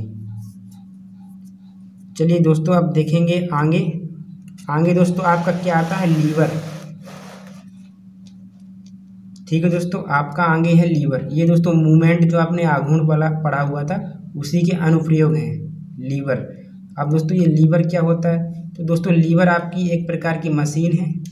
ठीक है, क्या है दोस्तों, एक प्रकार की मशीन है, जिस पर हम लोग क्या करते हैं, कम प्रयास लगा करके अधिक भार उठाते हैं। ठीक है, क्या करते हैं, कम प्रयास लगाते हैं और अधिक भार उठाते हैं। इस तरीके से एक डायग्राम समझिएगा, आपका लीवर कुछ इस तरीके से होता है। यहाँ दोस्तों आप वेट लटकाते हैं, W1 वेट जैसे मान लीजिएगा, और यहाँ आपका प्रयास P लगता है। क्या लगता है दोस्तों, प्रयास P आपके द्वारा यहाँ एफर्ट लगाया जाता है, और ये बीच में कहीं यहाँ से घूमता है। यहाँ इसका क्या होता है दोस्तों, आलम्ब होता है। जहाँ से घूमता है उसे हम लोग आलम्ब बोलते हैं, या हिंज कहते हैं, अथवा कब्जा। और ये आपका भार है दोस्तों, लटकाया गया भार। और ये आपका प्रयास होता है, जो आप प्रयास लगाते हैं। फॉर एग्जांपल, जैसे आपने हेड पंप चलाया होगा, तो हेड पंप के इस सिरे पर आप अपने हाथ से नीचे की ओर दबाव लगाते हैं, और आगे क्या होता है, हेड पंप आपका ऐसे होता है ना, ऐसे। ठीक है, और यहाँ से आप पानी खींचते हैं, तो यहाँ आपका W1 वाटर ऊपर की ओर आएगा, और ये आपका आलम्ब हो गया। यहाँ आपने क्या प्रयास लगाया था, यानी कोई भी आपने एफर्ट डाला था, यहाँ से प्रयास। ठीक है दोस्तों, क्या था, कोई भी आपने एफर्ट लगाया हुआ था, तो ये आपका हो गया प्रयास, आलम्ब और भार। ये एक लीवर में होता है। ठीक है, आलम्ब क्या होता है, जहाँ से आपका लीवर घूमता है। ठीक है, और प्रयास क्या होता है, आपके द्वारा लगाया हुआ एफर्ट। ठीक है, और भार आपका लटकाया हुआ भार। ठीक है, जो भी आप उठा रहे हैं। तो लीवर आप समझे क्या होता है, कि अधिक से अधिक भार को कम से कम प्रयास लगा करके उठाने के लिए प्रयोग की गई युक्ति लीवर कहलाती है। ठीक है दोस्तों, अब आप यहाँ ध्यान दीजिएगा, प्रयास से लेकर आलम्ब के बीच की जो दूरी होती है, प्रयास से लेकर के आलम्ब के जो बीच की दूरी होती है, उसे हम लोग A से डिनोट करते हैं, और आलम्ब से लेकर के भार के बीच की जो दूरी होती है, उसे हम लोग B से डिनोट करते हैं। ठीक है दोस्तों, प्रयास से लेकर के आलम्ब के बीच की दूरी को प्रयास भुजा कहते हैं, और आलम्ब से लेकर भार के बीच की दूरी को हम लोग दोस्तों भार भुजा कहते हैं। तो आई होप इतना समझ में आ गया होगा, बहुत ही इम्पोर्टेंट है। और दोस्तों आगे देखिएगा, आपका आता है यांत्रिक लाभ यानी मैकेनिकल एडवांटेज। अब ये मैकेनिकल एडवांटेज क्या है तो देखिएगा दोस्तों, आपका जो भार है और जो आपका प्रयास है, तो उठाए गए भार और लगाए गए प्रयास, इसका जो आपका रेशियो होता है, इसे ही हम लोग मैकेनिकल एडवांटेज यानी यांत्रिक लाभ कहते हैं। या आप ऐसा भी बोल सकते हैं कि प्रयास भुजा और भार भुजा का अनुपात, ठीक है। प्रयास भुजा आपकी ए है और भार भुजा आपकी बी है, तो इसका आपका अनुपात भी मैकेनिकल एडवांटेज कहलाता है। तो अच्छे से आप लोग याद कर लीजिएगा, मैकेनिकल एडवांटेज का फॉर्मूला क्या होता है दोस्तों। मैकेनिकल एडवांटेज का फॉर्मूला आपका W/P भी हो सकता है और A/B भी हो सकता है। जहाँ W क्या है, उठाया गया भार, P लगाया गया प्रयास, और A आपकी प्रयास भुजा है और B आपकी भार भुजा है, ठीक है दोस्तों। तो ये था आपका मैकेनिकल एडवांटेज, इसको आप अच्छे से याद कर लीजिएगा। दोस्तों आगे देखिए लीवर के प्रकार। तो दोस्तों लीवर आपके 3 प्रकार के होते हैं, simple lever, bell crank lever और यौगिक लीवर, ठीक है। और आपका जो ये प्रथम वर्ग, द्वितीय वर्ग, ये तृतीय वर्ग है दोस्तों, ये आपका सिंपल लीवर होता है 3 प्रकार का, ठीक है। लीवर को हम लोग हिंदी में दोस्तों उत्तोलक भी बोलते हैं, ठीक है। तो उत्तोलक भी आपने पढ़े होंगे, क्लास 10th में आपको साइंस में पढ़ने को मिला होगा, जैसे कि चिमटा किस उत्तोलक में आता है, ठीक है। आपका तराजू कौन से उत्तोलक के अंदर आता है, ठीक है। आपकी कैंची किस उत्तोलक के अंतर्गत आती है। तो यही प्रथम वर्ग, द्वितीय वर्ग और तृतीय वर्ग में हम इनको पढ़ने वाले हैं। तो दोस्तों प्रथम वर्ग में उत्तोलक क्या है, किस प्रकार के उत्तोलक रखे गए हैं प्रथम वर्ग में। तो दोस्तों प्रथम वर्ग में आपके वे उत्तोलक आते हैं जिनका आलम बीच में हो, यहाँ आपका वेट हो और यहाँ आपका प्रयास लगाया जाए, तो वो आपके प्रथम वर्ग में आते हैं, ठीक है। यहाँ आपका क्या होता है, आलम्ब होता है, यहाँ आपका भार होता है और यहाँ आपका प्रयास होता है, उसे हम लोग क्या कहते हैं, प्रथम वर्ग के उत्तोलक कहते हैं। फॉर एग्जाम्पल आप देख लीजिएगा, ठीक है। एग्जाम्पल के लिए आप दोस्तों कैंची देख सकते हैं। कैंची आपकी किस तरीके से होती है दोस्तों, इस तरीके से आप देखे होंगे, ठीक है, इस तरीके से। तो यहाँ आप क्या करते हैं, एफर्ट लगाते हैं यहाँ उंगलियाँ डाल करके, यहाँ बीच से वो घूमती है आलम्ब से, और यहाँ आपका वेट उठता है, यानी यहाँ से आप कोई भी चीज़ कट करते हैं, ठीक है, यहाँ से, ठीक है। तो ये आपका कैंची हो गया दोस्तों, ठीक है। आपका दोस्तों हैंड पंप हो गया, इसको आप बहुत अच्छे से याद कर लीजिए, बहुत ही इंपॉर्टेंट है दोस्तों। अब हैंड पंप आपका कैसा होता है, इस तरीके से, यहाँ इसका आलम्ब होता है और यहाँ से आप वेट उठाते हैं यानी W। तो देखिए W साइड में है, ठीक है, बाहर साइड में, आलम्ब आपका यहाँ बीच में आ गया और यहाँ आप लोग एफर्ट लगाते हैं, प्रयास लगाते हैं हाथ से नीचे की ओर, ठीक है दोस्तों। और आप देखिए जैसे आपका दोस्तों क्या बोलते हैं उसको, फाड़वा भी आपका इसी तरीके से हो गया दोस्तों, कुदाल भी आपका इसी तरीके से हो गया, ठीक है। बहुत सारे एग्जाम्पल हैं, आप 1-2 याद कर लीजिएगा, इतना ही आपके लिए काफ़ी है, ठीक है। लेकिन आपको ज़रूरी ये है क्या कि आपका जो मैकेनिकल एडवांटेज है, क्या दोस्तों मैकेनिकल एडवांटेज है, तो प्रथम वर्ग के लिए मैकेनिकल एडवांटेज क्या होगा उसको आप बहुत अच्छे से याद कर लें। मैकेनिकल एडवांटेज मैंने अभी बताया था क्या, कि भार और प्रयास का रेशियो अथवा प्रयास भुजा और भार भुजा का रेशियो। तो प्रयास भुजा आपकी ए होती है और भार भुजा आपकी बी होती है। तो मैकेनिकल एडवांटेज या तो आपका W/P होगा या आपका A/B होगा, ठीक है। अब दोस्तों यहाँ से 3 पॉइंट आपके बहुत ही इंपॉर्टेंट हैं, आप इनको याद करिए जल्दी से। क्या कि प्रथम वर्ग के उत्तोलक के लिए मैकेनिकल एडवांटेज क्या क्या हो सकता है। अब हो सकता है दोस्तों A और B की वैल्यू आपकी बराबर हो। अगर A और B की वैल्यू आपकी बराबर है तो मैकेनिकल एडवांटेज आपने A/B पढ़ा है, तो यानी आपका 1 आ जाएगा। तो मैकेनिकल एडवांटेज आपका 1 भी हो सकता है प्रथम वर्ग के उत्तोलक के लिए। अगर मान लीजिए A आपका बड़ा है, B छोटा है, A बड़ा है, B छोटा है, तो आपकी वैल्यू 1 से बड़ी आएगी हमेशा। क्या आएगी दोस्तों, आपका मैकेनिकल एडवांटेज क्या आएगा, 1 से बड़ा आएगा। ये आपका दूसरा पॉइंट हो गया। अगर मान लीजिए A की वैल्यू आपकी क्या है दोस्तों, छोटी है, B की वैल्यू बड़ी है। A की वैल्यू आपकी छोटी है और B की वैल्यू बड़ी है, तो जब बड़ी से छोटी में भाग देंगे तो क्या होगा, वो 0 से भी कम आएगा, यानी 1 से कम आएगा, ठीक है। तो यहाँ आपका मैकेनिकल एडवांटेज क्या हो जाएगा, 1 से कम हो जाएगा। तो ये आपके 3 पॉइंट बन करके आते हैं कि प्रथम वर्ग के उत्तोलक के लिए मैकेनिकल एडवांटेज की वैल्यू 1 से कम, 1 से अधिक हो सकती है। किसके लिए दोस्तों, प्रथम वर्ग के उत्तोलक के लिए। तो इसे आप बहुत अच्छे से जो है दोस्तों याद कर लीजिएगा। और आगे अब हम लोग देखेंगे द्वितीय वर्ग के उत्तोलक। द्वितीय वर्ग के उत्तोलक दोस्तों क्या होते हैं। तो देखिए दोस्तों, द्वितीय वर्ग के आपके उत्तोलक क्या होते हैं। दोस्तों द्वितीय वर्ग के उत्तोलक आपके ऐसे उत्तोलक होते हैं जिसमें क्या हो, आपका बीच में भार हो और एक किनारे पर आलंब और दूसरे किनारे पर आपका प्रयास हो। ठीक है दोस्तों, मैंने क्या बोला, बीच में आपका भार होता है। इस तरीके से मान लीजिए बीच में आपका भार होता है, ठीक है, यहाँ आपका आलंब होता है, क्या होता है, आलंब, और यहाँ आपके द्वारा लगाया गया क्या होता है दोस्तों, प्रयास होता है। उससे हम लोग क्या कहते हैं, द्वितीय वर्ग के उत्तोलक कहते हैं। अब मैंने आपको बताया हुआ था कि आलंब से प्रयास तक की दूरी यानी यहाँ तक की दूरी ये आपकी ए कहलाती है, यहाँ से यहाँ तक की, और आलंब से उठाए गए भार के बीच की दूरी आपकी बी कहलाती है। ठीक है, ये बी कहलाती है।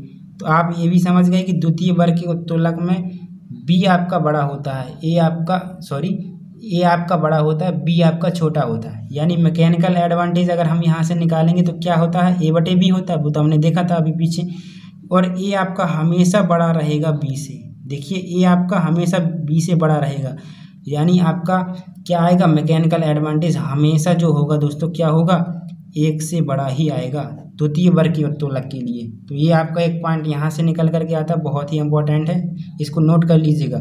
और इसके एग्जाम्पल क्या क्या हैं आप उनको थोड़ा सा देख लीजिएगा। दोस्तों आपने सरौता देखा होगा, ठीक है, क्या देखा होगा, सरौता देखा होगा इस तरीके से। ठीक है, तो सरौता आपका दोस्तों द्वितीय वर्ग के उत्तोलक में आता है। ठीक है, क्या आता है दोस्तों, द्वितीय वर्ग के उत्तोलक में आता है। इस तरीके से आपने सरौता भी देखा होगा, इस तरीके से होता है कुछ। यहाँ इसका हिंज लगा हुआ होता है, ठीक है, यहाँ हम कोई भी चीज़ रख करके क्या करते हैं, कट करते हैं। तो देखिए हिंज आपका साइड में आ गया, यानी आलंब आपका साइड में आ गया, बीच में आप बेट रखते हैं कोई भी, और साइड में आप प्रयास लगाते हैं। तो ये आपका द्वितीय वर्ग का उत्तोलक हो गया। आपको याद यहाँ क्या करना है दोस्तों, कि जो द्वितीय वर्ग का उत्तोलक है उसमें मैकेनिकल एडवांटेज की वैल्यू हमेशा एक से बड़ी रहती है। क्या रहती है दोस्तों, हमेशा एक से बड़ी रहती है।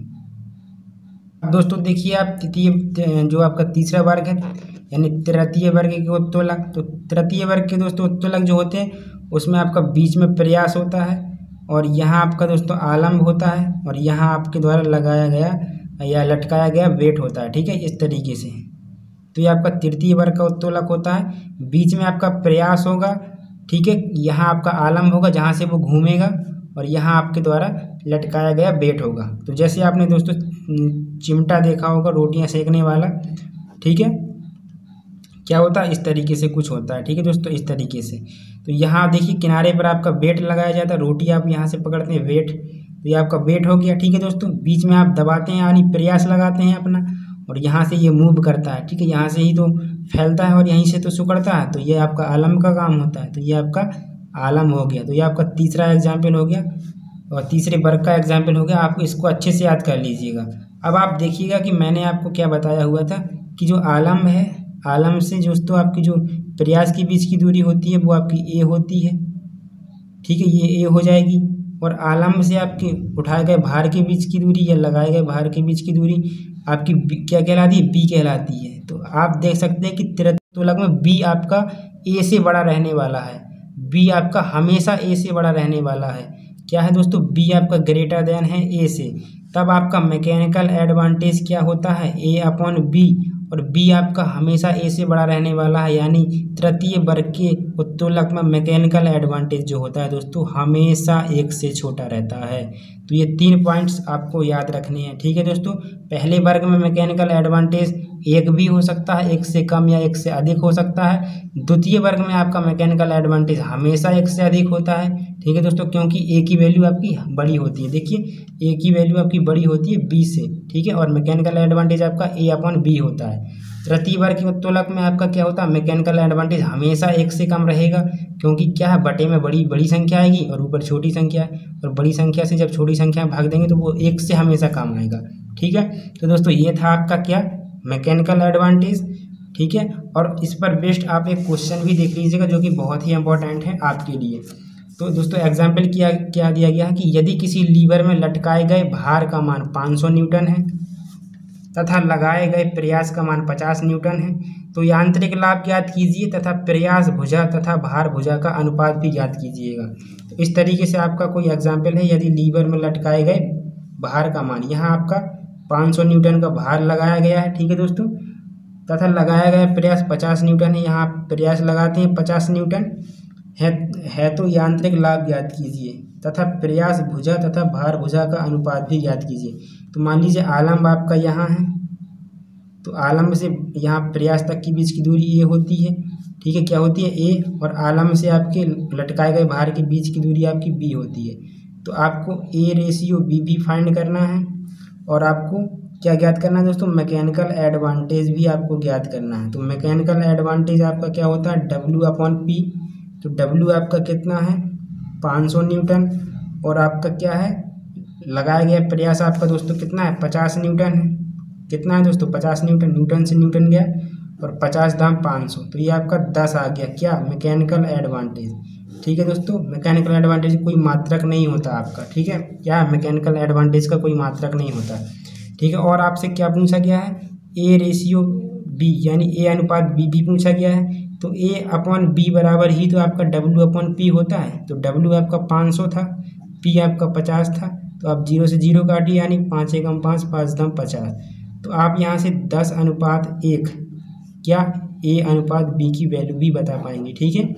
तो आप समझ गए होंगे मैकेनिकल एडवांटेज कैसे निकालना है और A रेशियो B भी कैसे निकालना है। दोस्तों बहुत ही ईजी है, अगर आपने पीछे अच्छी तरीके से समझ लिया है मैकेनिकल एडवांटेज क्या है, ठीक है, प्रयास भुजा क्या है, भार भुजा क्या है, तो बहुत ही इजी है और इम्पोर्टेंट भी दोस्तों बहुत ज़्यादा है।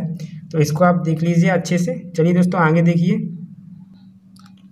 दोस्तों आगे एक छोटा सा न्यूमेरिकल है जिसमें आपको लटकाए गए भार की वैल्यू पूछी है, लगाया गया प्रयास दिया गया है और आपको यहाँ से प्रयास भुजा और भार भुजा ये भी दी गई है।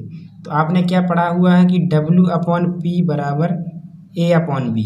तो आपकी W पूछी गई है तो W आप फिक्स रखिएगा, P आपका क्या है 50 न्यूटन है।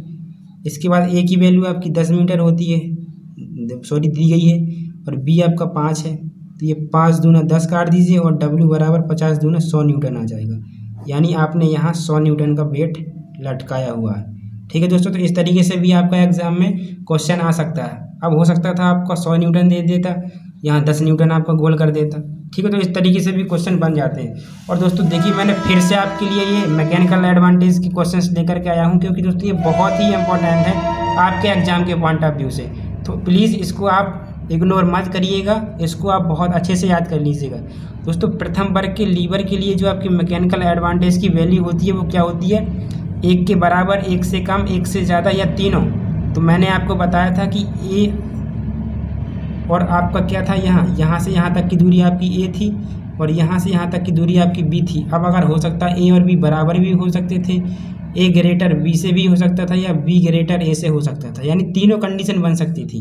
अगर ए बराबर बी होगा तो मान 1 होगा, अगर ए बड़ा है बी से तो क्या होगा, 1 से हमेशा बड़ा रहेगा, और बी अगर बड़ा है ए से तो 1 से हमेशा छोटा रहेगा, यानी तीनों कंडीशन फॉलो हो रही थी। तो इसमें आपका 3 और ऑप्शन आपका डी जो है राइट हो जाएगा। ठीक है दोस्तों, आगे देखिएगा तृतीय प्रकार के उत्तोलक के लिए मैकेनिकल एडवांटेज का मान क्या होता है।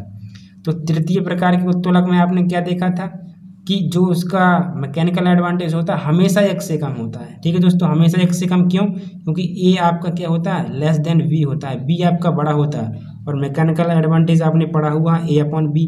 अब जब बड़ी संख्या से आप छोटी संख्या में भाग देंगे तो हमेशा आपका मान 1 से कम ही आएगा, तो इसमें आपका ऑप्शन सी हो जाएगा। ठीक है दोस्तों, इस तरीके से आपके एग्जाम में जो है ऑप्शनल क्वेश्चन आएंगे। ठीक है, द्वितीय प्रकार के उत्तोलक के लिए मैकेनिकल एडवांटेज का मान क्या होता है। तो दोस्तों 1 से क्या होता है दोस्तों, 1 से हमेशा क्या होता है, अधिक होता है द्वितीय प्रकार के उत्तोलक में, क्योंकि ए आपका ग्रेटर होता है बी से, और मैकेनिकल एडवांटेज आपने क्या पढ़ा हुआ है A/V। तो जब आपका ए आपका बड़ा है बी से, यानी छोटी संख्या से जब बड़ी संख्या में भाग देंगे तो वैल्यू आपकी 1 से बड़ी तो आएगी, दशमलव के बाद 1 से बड़ी, तो 1 से बड़ी आपका है दोस्तों, नहीं है, तो यहाँ से आपका नन, यानी ऑप्शन डी हो जाएगा। क्या हो जाएगा दोस्तों, ऑप्शन डी हो जाएगा। तो ये आपके 3 जो क्वेश्चन है बहुत ही इंपॉर्टेंट है, प्लीज़ इनको आप कहीं नोट कर लीजिएगा। ठीक है दोस्तों, चलिए दोस्तों अब हम लोग आगे मूव करते हैं। तो देखिए दोस्तों आगे आपकी एक थ्योरी और बची हुई है, वेरेगनॉन का सिद्धांत, यानी प्रिंसिपल ऑफ वेरेगनॉन। दोस्तों ये सिद्धांत क्या कहता है, आप इसको पहले फिगर से देखिएगा, उसके बाद मैं इसको समझाऊंगा। दोस्तों इसमें क्या होता है कि कोई एक इस तरीके से बेस है आपका, मान लीजिए आधार, और इस पर एक आपकी रॉड लगी हुई है, मान लीजिए इस तरीके से क्षैतिज से थीटा अंश के कोण पर। ठीक है, और इस पर अगर आप कोई यहाँ एक फोर्स अप्लाई करें इस तरीके से, जो कि क्या है दोस्तों 90 अंश के कोण पर लगा हुआ है। ठीक है, क्या है 90 अंश के कोण पर लगा हुआ है। ये पॉइंट अगर आपका ए है और इस रॉड की लंबाई दोस्तों डी है। क्या है दोस्तों, लंबाई डी है। ठीक है, जो क्षैतिज से क्या है थीटा अंश के कोण पर है। और इस पर आपने क्या किया, इस रॉड पर इस सिरे पर एफ बल लगाया, क्या 90 अंश के कोण पर। तो दोस्तों वेरिग्नॉन का थ्योरम क्या कहता है कि जो आपने ये फोर्स लगाया, इस फोर्स का इस बिंदु ए के प्रति जो बल आघूर्ण होता है, यानी बल आघूर्ण क्या होगा, बल गुणे बीच की दूरी एफ डी, वो दोस्तों इस बल के वियोजित घटक, जो इस बल के वियोजित घटक होंगे, मान लीजिए अगर यहाँ अगर देखें ये थीटा कोण हो जाए तो ये आपका एफ कॉस थीटा हो जाएगा और ये आपका एफ साइन थीटा हो जाएगा। अब ये एफ कॉस थीटा क्यों, क्योंकि जो फोर्स है जिसके साथ एंगल बनाता है वो कॉस का होता है। तो सपोज मैंने ये थीटा मान लिया, ये बचा हुआ आपका 90 माइनस थीटा हो जाएगा। ठीक है, तो ये आपका क्या हो जाएगा, थीटा का कॉस का होता है और ये वाला आपका साइन का होता है। तो इस बल के जो वियोजित घटक होते हैं उनका भी दोस्तों इस बिंदु के प्रति जो भी बल आघूर्ण निकलेगा उन दोनों का योग भी इसी के बराबर होगा। ठीक है, तो ये आपकी वेरिग्नॉन की थ्योरम कहती है। क्या थी कि जब हमने इस रॉड पर कोई फोर्स लगाया था 90 डिग्री पर, तो इस फोर्स का दोस्तों इस बिंदु के प्रति बल आघूर्ण यानी एफ डी उस बल के वियोजित घटक, जो भी दोनों वियोजित घटक हैं उनके बल आघूर्णों के योग के बराबर होगा। ठीक है दोस्तों, तो ये आपकी वेरिग्नॉन की थ्योरम कहती है। ठीक है, अब दोस्तों आप अनुप्रयोग और देख लीजिएगा आपके मूवमेंट के क्या लीवर के क्या क्या अनुप्रयोग हैं दोस्तों। तो इसमें आपको एक तुलादंड पढ़ना है और दूसरा लीवर सुरक्षा वाल्व पढ़ना है। ये पूरा थ्योरेटिकली है, हालांकि थ्योरी आपकी एग्जाम में पूछी नहीं जाएगी, लेकिन यहाँ से एक पॉइंट निकल करके आता है कि जो तुलादंड होता है यानी स्टील यार्ड होता है वो किस सिद्धांत पर कार्य करता है। तो दोस्तों ये आपका आघूर्ण के सिद्धांत पर कार्य करता है। ठीक है दोस्तों, किसके, आघूर्ण करके सिद्धांत पर कार्य करता है यानी मूवमेंट। इसको आप बहुत अच्छी से याद कर लीजिएगा, मूवमेंट के सिद्धांत पर कार्य करता है। ठीक है दोस्तों, इसका दोस्तों काम क्या होता है, वेट को मापना। ठीक है दोस्तों, क्या किया जाता है, वेट इससे मापा जाता है तुलादंड से। ठीक है दोस्तों, तो आप 2 पॉइंट याद रखिएगा कि किस सिद्धांत पर कार्य करता है, आघूर्ण के सिद्धांत पर, और इसका काम क्या है, वेट को मेजर करना यानी मापना। दोस्तों लीवर सुरक्षा वाल्व दूसरा आपका अनुप्रयोग है लीवर का। लीवर सुरक्षा वाल्व क्या होता है दोस्तों, ये आपके दोस्तों कुकर की सीटी के अंदर यूज किया जाता है। ठीक है, जब भी आपकी कुकर के अंदर क्या हो जाता है, अनावश्यक गैस बन जाती है, गर्म गैस, तो क्या होता है ये लीवर सुरक्षा वाल्व दबाव के कारण ऊपर उठ जाता है और उस गैस को क्या कर देता है, रिलीज कर देता है बाहर की ओर, और एक नियत मान से आपका दाब कम होने के कारण ये स्वयं ही गिर जाता है। ठीक है, तो इसका दोस्तों जो काम होता है लीवर सुरक्षा वाल्व का, वो क्या होता है कि क्या है दाब को मेंटेन करना। क्या दोस्तों, दाब को मेंटेन करना। ठीक है, कुकर में अगर ये लीवर सुरक्षा वाल्व न लगा हो तो क्या होगा, वो सीटी ऊपर नहीं उठेगी। ठीक है, और क्या होगा, कुकर ब्लास्ट हो सकता है। तो आप समझ गए होंगे कि लीवर सुरक्षा वाल्व का यूज़ क्या होता है। ठीक है, और ये दोस्तों तुलादंड था जो किस सिद्धांत पर कार्य करता है, तो ये आपका दोस्तों आघूर्ण के सिद्धांत पर कार्य करता है। तो इसको भी आप कहीं अच्छे से नोट कर लीजिएगा दोस्तों, बहुत ही इंपॉर्टेंट पॉइंट है आपका। ठीक है, चलिए दोस्तों आगे देखते हैं।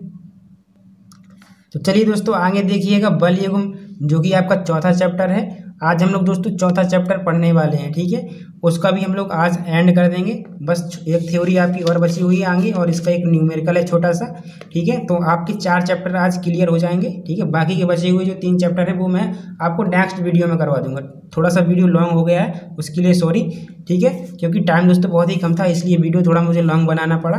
तो बल युग्म दोस्तों क्या होता है, बल युग्म मान लीजिए कोई आपकी रॉड है इस तरीके से। ठीक है दोस्तों, ये आपकी डी लंबाई की रॉड है दोस्तों इस तरीके से, और इस पर आपके 2 फोर्स लगे हुए हों। मान लीजिए एक फोर्स आपका इस तरीके से लगा हुआ है, और इसी फोर्स के समांतर दोस्तों एक फोर्स आपका क्या हो, समांतर तो हो लेकिन दिशा उसकी विपरीत हो, यानी इस डायरेक्शन में लगा हो। ठीक है, तो दोनों फोर्स क्या हैं, परिमाण में देखिए बराबर है, डायरेक्शन दोनों की विपरीत है, और दोनों एक दूसरे के समांतर हैं, और किस डी दूरी पर लगे हुए हैं। तो इस तरह जो ये दोस्तों निकाय तैयार होता है, इससे हम लोग बल युग्म कहते हैं, यानी कपल कहते हैं। क्या कहते हैं दोस्तों, बल युग्म कहते हैं। तो आई होप ये समझ गए होंगे दोस्तों आप। दोस्तों बल युग्म आपका क्या होता है, बल युग्म का फॉर्मूला आप यूज़ करिए, याद कर लीजिएगा, बहुत ही यूज आएगा। बल युग्म का दोस्तों फॉर्मूला क्या होता है कि जो आपका बल युग्म था उसमें से कोई भी एक फोर्स ले लीजिएगा, और उन दोनों के बीच की दूरी का गुणन जो होता है वो आपका दोस्तों बल युग्म होता है। तो इसका मात्रक भी आप यहाँ से निकाल सकते हैं, क्या, न्यूटन मीटर। ठीक है, जो भी आपका उसका दोस्तों आघूर्ण का फॉर्मूला था वही इसका भी फॉर्मूला होता है। ठीक है, और दोस्तों बल युग्म में क्या है, दोनों फोर्स आप देख सकते हैं डी दूरी पर लगे हुए हैं, एक दूसरे के समांतर लगे हुए हैं और परिमाण में बराबर हैं। तो यहाँ से एक पॉइंट निकल करके आता है कि जो ये बॉडी होती है दोस्तों, ये लीनियर मोशन नहीं करती, यानी रेखीय गति नहीं करती, ये केवल रोटेशनल मोशन करती है। कि जब ये फोर्स यहाँ की ओर कार्य करेगा तो ये यहाँ रोटेट होगा और ये यहाँ रोटेट होगा, तो इसमें केवल रोटेशनल मोशन ही क्या है दोस्तों, वर्क करती है। ठीक है, और ये आपने बल युग्म का फॉर्मूला देख लिया होगा दोस्तों। ठीक है, और दोस्तों बल युग्म में जो इनके बलों का परिणामी होता है वो आपका दोस्तों शून्य होता है। ये आपका तीसरा पॉइंट है, इसको भी आप नोट कर लीजिएगा। पहला आपका फॉर्मूला, दूसरा आपका मात्रक, तीसरा इनका परिणामी शून्य होता है। और आपका चौथा क्या है कि ये वृत्तीय गति करता है, केवल रोटेशनल मोशन करता है। ठीक है दोस्तों, ये रेखीय गति क्यों नहीं कर पाएगा, क्योंकि दोनों फोर्स इसको क्या करेंगे, रोटेट करेंगे। अब इसका यूज़ आप दैनिक जीवन में कहाँ करते हैं दोस्तों। आपने कोई भी बॉटल की कभी भी कैप खोली होगी पानी पीने के लिए, तो आप उसमें अपनी 2 अंगुली यूज़ करते हैं। ठीक है, तो एक अंगुली आपका इस डायरेक्शन में कैप को घुमाने का प्रयास करती है और दूसरा इस डायरेक्शन में। दोनों फोर्स दोस्तों हमेशा ही बराबर लगते हैं, तभी आपकी ये बॉटल की कैप दोस्तों खुल पाती है। आप कभी भी एक अंगुली से मतलब कम फोर्स और एक अंगुली से ज़्यादा फोर्स अगर अप्लाई करेंगे तो ये कैप आपकी नहीं खुल पाएगी, आप उंगली जो है इस पर स्लिप कर जाएगी, फिसल जाएगी। ठीक है दोस्तों, तो आप इसको याद कर लीजिएगा बल युग्म। और ये बल युग्म के जो 4 से 5 पॉइंट मैंने बताए हुए हैं, ये भी बहुत ही इंपॉर्टेंट है दोस्तों, तो इनको आप याद कर लीजिएगा। अब दोस्तों चलिए दोस्तों इसका हम लोग एक न्यूमेरिकल देख लेते हैं। तो देखिए दोस्तों, आपके सामने एक फिगर दिया हुआ है, 2 फोर्स हैं, पहला एफ साइन थीटा और दूसरा आपका एफ साइन थीटा, दोनों डी दूरी पर लगे हुए हैं। तो बल युग्म की वैल्यू आपसे पूछी गई है। तो बल युग्म मैंने क्या बताया था, इस निकाय का जो निकाय है उसमें जो भी आपके फोर्स वर्क कर रहे हैं, कोई भी आप एक फोर्स ले लीजिए, मान लीजिए एफ साइन थीटा, और दोनों की दोस्तों बीच की दूरी ले लीजिएगा। क्या, दोनों की बीच की दूरी तो जो कि डी दी गई है, तो डी हो जाएगा, यानी आपका क्या हो जाएगा, एफ डी साइन थीटा। ठीक है दोस्तों, क्या हो जाएगा, एफ डी साइन थीटा। क्या हो जाएगा दोस्तों, एफ डी साइन थीटा। ठीक है, कोई भी एक फोर्स ले लीजिएगा और उनके बीच की डिस्टेंस, तो डी हो जाएगा, यानी एफ डी साइन थीटा। तो आपका ऑप्शन ये यहाँ से करेक्ट हो जाएगा। ठीक है दोस्तों, तो आज के लिए इतना ही। अब हम लोग मिलेंगे अपने नेक्स्ट वीडियो में। दोस्तों अगर वीडियो पसंद आया हो तो वीडियो को लाइक ज़रूर करें और फ्रेंड्स के साथ इसको शेयर ज़रूर करिएगा, क्योंकि उनकी भी हेल्प होनी चाहिए। ठीक है दोस्तों, फ्रेंड्स के साथ ज़रूर शेयर करिएगा और चैनल को सब्सक्राइब कर लीजिएगा और वीडियो को लाइक करना बिल्कुल भी ना भूलें। तो thank you and thanks for watching. अब हम लोग मिलेंगे नेक्स्ट वीडियो में। Thank you.